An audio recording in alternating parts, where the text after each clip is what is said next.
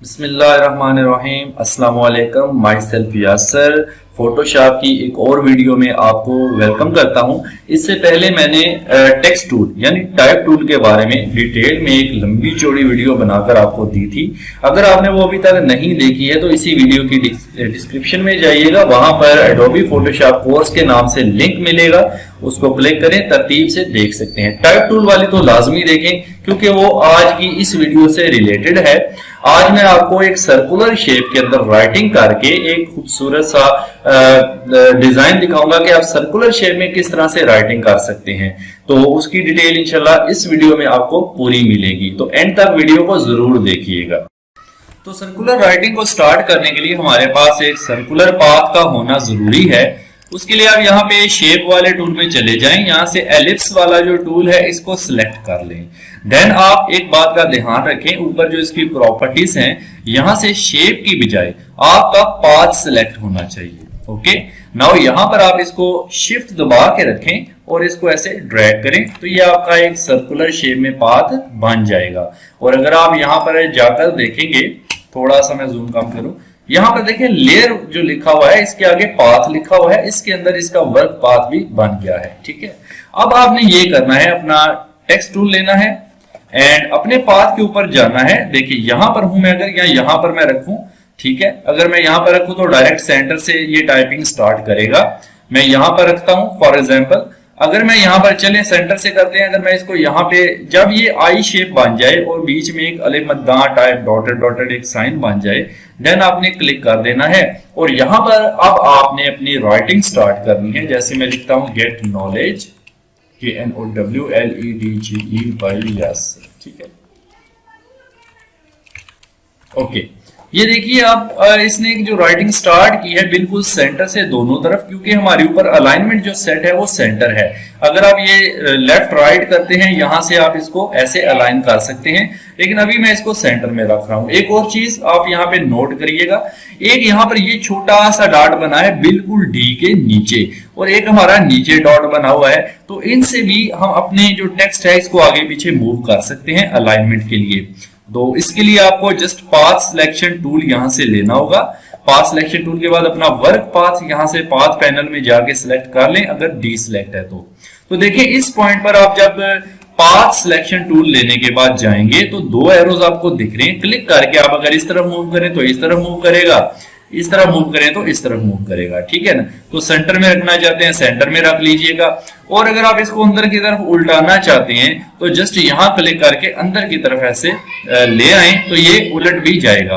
अब मैं इसको क्लिक करके बाएं की तरफ करता हूं इस तरह से, और ये वाला जो नीचे पॉइंट है इसको अगर मैं क्लिक करूं तो इसको अगर मैं इस तरफ लेके जाऊं, इसमें दो पॉइंट हमें मिलते हैं। देखें अगर मैं इसको यहाँ पे लाके छोड़ दूं, ठीक है, अभी मैं अंडू करता हूं, जरा ज्यादा हो गया था, इसको मैंने क्लिक किया और मैंने यहाँ पे जाके छोड़ा तो आप देखें हमारा टेक्स्ट इन दोनों के बीच में आ गया है अब। ठीक है, यानी starting point and ending point. आप इसको पकड़कर ऐसे आगे करेंगे तो टेक्स्ट आपका पूरा दिख जाएगा। और मैं इसको मजीद अगर आगे लेके जाऊं ऐसे, तो इधर से भी आगे लेके जाऊं तो हमारा टेक्स्ट हमें आगे मूव करता भी दिखाई दे सकता है। ऐसे देखें हम अपने ये जो दोनों पॉइंट्स हैं हमारे, इन दोनों पॉइंट्स की मदद से हम अपने टेक्स्ट को पूरे सर्कल में मूव भी करवा सकते हैं। ठीक है, तो ये स्टार्टिंग एंड एंडिंग पॉइंट्स हैं, यहां से मैं इसको यहां रख रहा हूं। अब एक और काम करते हैं, ये जो हमने टेक्स्ट लिख लिया है, अच्छा जो विंडो के अंदर आपने पिछली वीडियो में कैरेक्टर पैनल देखा था, यहां से आकर के आप किसी भी मतलब एक बार अंडू कर लें, टेक्स्ट टूल ले लें और किसी भी आप चीज को सिलेक्ट करने के बाद यहां से देखें उसकी बेस लाइन को ऊपर नीचे कर सकते हैं। ठीक है ना, तो ये आप यहां से कर सकते हैं। सॉरी प्रॉपर्टीज यूज करके देख लें, पिछली वीडियो में मैं डिटेल में बता चुका हूं आपको। नाउ अगेन यहाँ पे हम आते हैं, अपना वर्क पाथ सिलेक्ट करते हैं और अपना जो ये वाला टेक्स्ट है इसकी एक लेयर पर जाते हैं और इसकी लेयर को सिलेक्ट करते हैं। ये मैंने इसकी लेयर को सिलेक्ट किया और मैं इसकी लेयर को डुप्लीकेट कर रहा हूं। देखिए ये थोड़ा सा ऊपर हो गया जो मैंने वहां से ऊपर करके आपको दिखाया था वो बेस लाइन से। अगर आप टेक्स्ट को एडिट कर लें, यहां से पहले देख लिए कि ये कहां तक है।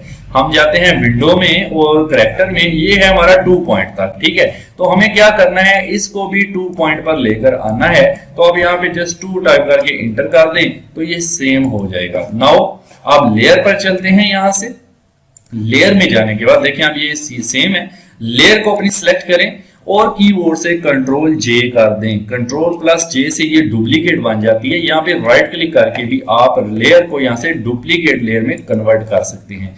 नाम कोई सा आप दे सकते हैं, ओके कर दें। तो ये दो लेयर्स बन चुकी हैं। अब ये जो नीचे वाली लेयर है, एक ऊपर वाली लेयर है। तो जो ये नीचे वाली लेयर है, इसको मैं यहाँ से लेता हूँ पाथ सिलेक्शन टूल।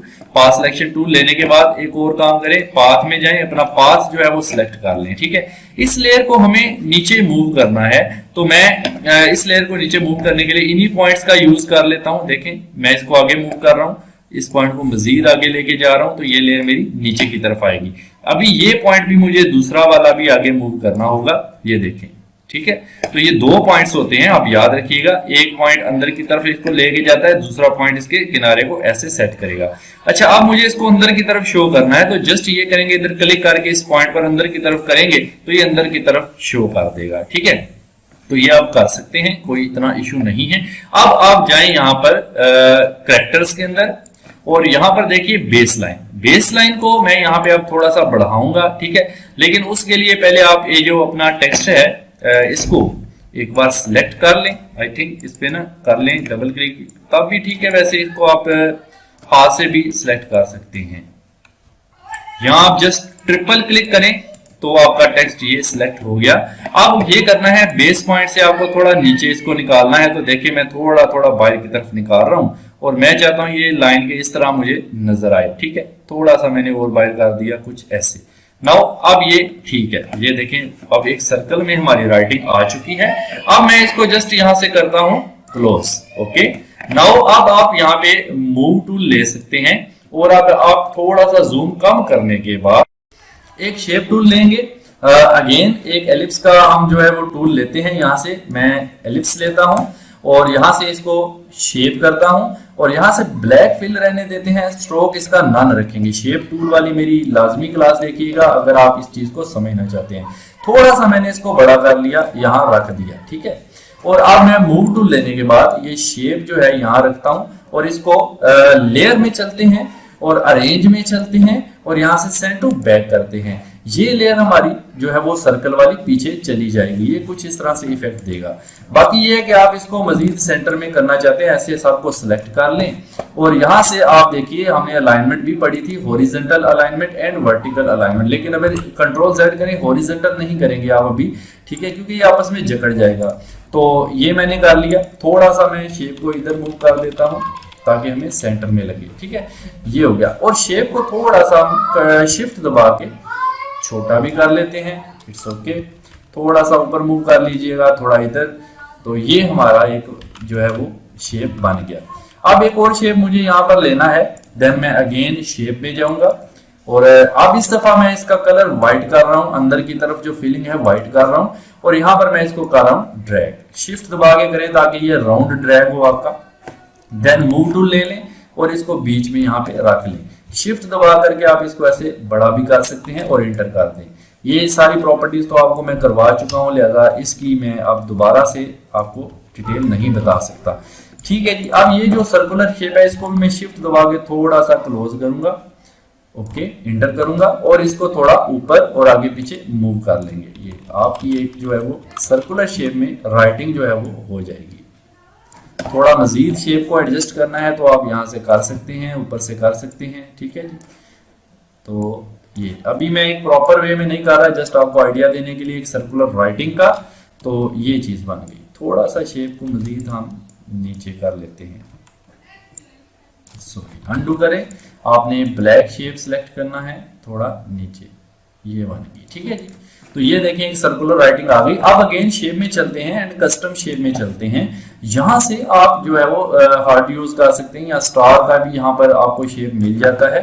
उसके लिए आप सेटिंग के बटन पर जाकर आल में जाकर इसको अपेंड कर दें ताकि आपको सारी शेप्स नजर आ जाएं। उसमें फिर देख लें स्टार यहाँ पे होगा। यहाँ पर ये वाला स्टाइल भी यूज कर सकते हैं, एक खूबसूरत लगता है ये भी।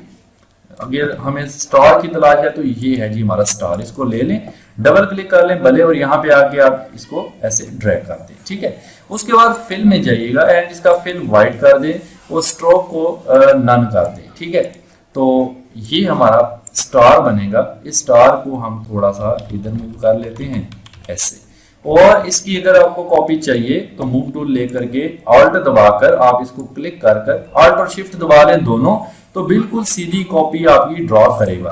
तो ये देखें इस तरह से हमने एक सर्कुलर टाइप में राइटिंग करके ये चीज बना ली है। मजीद इसको एडजस्ट करना हो तो आपको पता है कि आप इसको जो है वो ऑल्ट दबा के जूम करने के बाद उन्हीं पॉइंट से जाकर के आप इसको एडजस्ट कर सकते हैं।